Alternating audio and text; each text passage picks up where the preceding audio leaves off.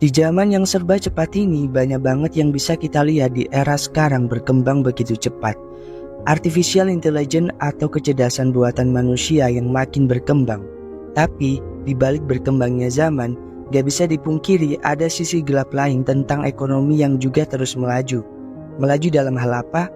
Melaju dalam hal semakin mahalnya sandang, pangan, dan papan. Nah, kita tahu nih bahwa akan selalu ada tren di tiap tahunnya, dan sebagian dari tren tersebut akan menguras habis uang kita kalau kita nggak aware akan hal ini. Nah, apa aja sih tren lifestyle di tahun 2024 yang berpotensi merusak keuangan kita?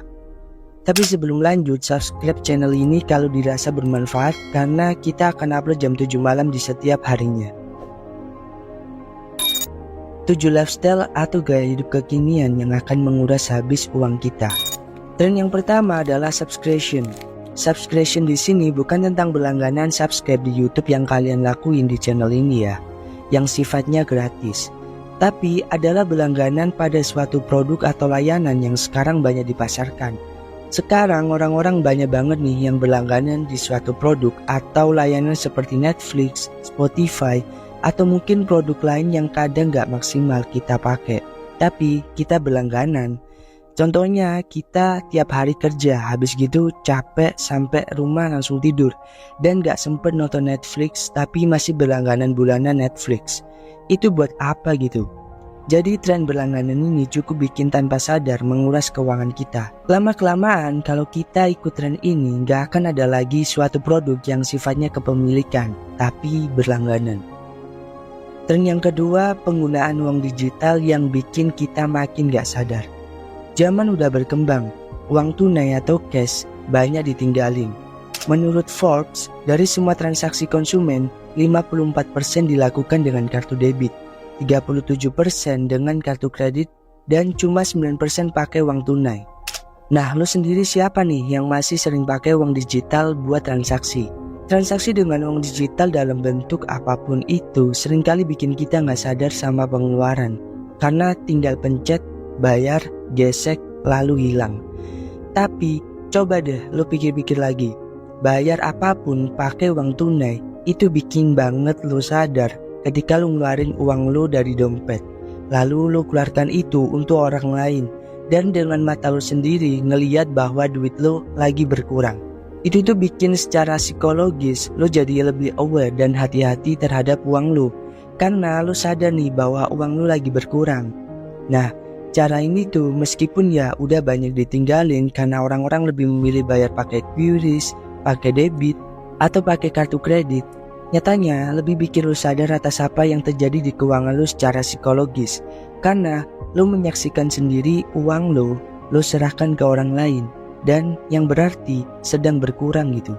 Jadi kalau lo setuju ya lo perlu buat pakai cara ini supaya tetap waras sama keuangan yang lo pegang saat ini. Tren yang ketiga, paparan iklan yang bikin kehilangan cuan. Dulu mungkin kita cuma bisa ngeliat iklan tuh di TV, di billboard, di baliho, dan radio. Tapi seiring berkembangnya zaman, makin kesini kita itu akan dihadapkan banyaknya iklan yang hadir di kehidupan kita lewat sosial media, website, dan banyak banget. Diperkirakan orang-orang zaman sekarang melihat 7.000 sampai 10.000 iklan tiap harinya. Artinya apa? Banyak sekali ancaman secara halus di finansial kita kalau kita nggak aware sama hal ini. Terus, apakah kita harus menghindari melihat iklan? Nggak perlu. Karena nggak akan bisa gitu buat kita menghindar dari iklan-iklan tersebut. Kita tuh cuma perlu kesadaran penuh dalam membuat keputusan, kesadaran penuh dalam mengatur uang, dan kesadaran penuh buat menjaga uang-uang yang kita punya. Karena kita tuh akan cenderung ketika melihat iklan, apalagi yang menarik gitu ya, kita manusia tuh banyak pengennya, gak puas-puas. Sehingga yang terjadi adalah kita akan gampang banget keluarin uang buat memenuhi keinginan kita, bukan memenuhi kebutuhan kita. Dan itu perlu kita sadari dan perlu kita warasi otak kita ini supaya hal ini gak akan terjadi di keuangan kita. Lanjut tren yang keempat, model langganan di bawah 100.000. Model langganan di bawah 100.000 ini sering banget bikin kita lengah. Karena apa? 100.000 itu uang yang mudah untuk kelas menengah. Banyak langganan seperti yang udah aku sebutin. kayak Spotify, Netflix, dan lain-lain, yang pada akhirnya nggak maksimal kita pakai karena ada sebab tertentu. Jadi kita sering lengah karena ngeliat biaya ini tuh murah mungkin, tapi nggak berpikir panjang dulu buat beli layanan tersebut. Apakah benar-benar akan terpakai secara maksimal? Dan ke depan kita akan terus melihat model layanan 100 ribuan ini, dan gua harap lo nggak akan lengah. Lebih berpikir panjang buat mutusin beli layanan itu untuk menjaga keuangan atau finansial pribadi kita. Tren yang kelima, model langganan per tahun. Tahun ke tahun, makin hari makin kelihatan aja model langganan ini tuh disediakan untuk kita yang ngeliat, wah, setahun cuma sekian harganya, bisa nih coba langganan. Tapi seringkali kita tuh langganannya setahun, tapi maka aplikasinya tuh cuma sebulan gitu, terus nggak dipakai lagi, dan itu akan jadi momok lagi untuk keuangan kita. Dan gue pengen ngingetin bahwa mengoptimalkan uang yang kita punya itu penting banget. Berpikirlah panjang sebelum membeli produk atau layanan yang akhirnya jarang dipakai untuk menjaga keuangan kita supaya jadi lebih aman. Tren yang keenam, membeli produk bukan karena bagus tapi karena mendewakan CEO atau direktur yang karismatik. Gimana maksudnya nih? Agak ribet ya, tapi coba gue jelasin. Elon Musk itu mencerminkan banget kekayaan, prestis, kemewahan dengan produk-produk dan inovasinya Tesla. Kehadiran CEO yang sering kita lihat sebagai pemilik sebuah produk gak jarang bikin orang-orang di kalangan atas itu kagum dan membeli produknya. Dan ini kenyataan.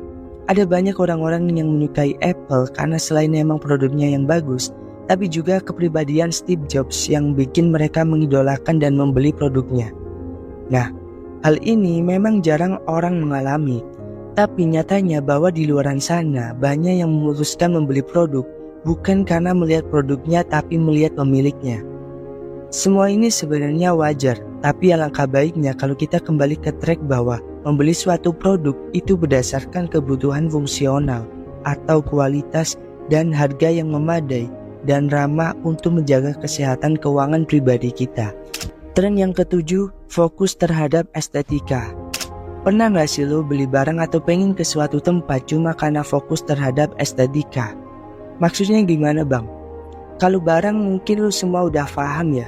Misal lo beli jam tangan yang keren banget, yang warnanya emas, yang mengkilap dan lain-lainnya. Padahal secara fungsi ya tetap buat lihat jam kan. Terus pernah gak lo pergi ke tempat tongkrongan yang lebih estetik? Misal di restoran, kafe yang estetik, kafe yang ada batu-batunya kayak anak scan, dan masih banyak lagi yang padahal tujuannya ke situ ya cuma nongkrong dan ngobrol. Dan seringkali bisa kita lihat bahwa segala bentuk yang mempunyai estetika itu harganya mahal. Kayak jam tangan tadi pasti harganya mahal. Terus nongkrong di restoran atau kafe yang estetik pasti beli kopi aja harganya udah di atas 30.000. Yang kalau lo beli kopi sasetan di warung itu tuh bisa bergelas-gelas, bisa bikin lo kena asam lambung. Maksud gue di sini adalah jangan salah mengartikan ada harga, ada kualitas dengan ada harga, ada estetika. Yang tetap lo pikirin adalah kualitas dan fungsional barangnya. Kalau lo tujuannya cuma pakai jam buat ngeliat jam, ya gak perlu beli yang mahal-mahal karena pada akhirnya ya yang lo butuh cuma ngeliat jam berapa sekarang. Beda lagi kalau lo beli jam mahal buat investasi. Karena ada beberapa orang yang beli jam yang mahal tujuannya buat investasi karena harganya yang terus naik. Itu beda lagi karena itu tujuannya investasi bukan cuma ngelihat sekarang jam berapa. Nah, itu tadi adalah 7 tren yang akan menghancurkan keuangan kita di era gempuran tren yang sedang terjadi di kehidupan kita sekarang, apalagi di awal 2024 ini. Semoga lo semua bisa lebih aware dalam melihat, berpikir, dan memberi keputusan terhadap uang-uang yang lo punya. Terima kasih sudah nonton video ini. Gua Ju, sampai ketemu di video selanjutnya. See you.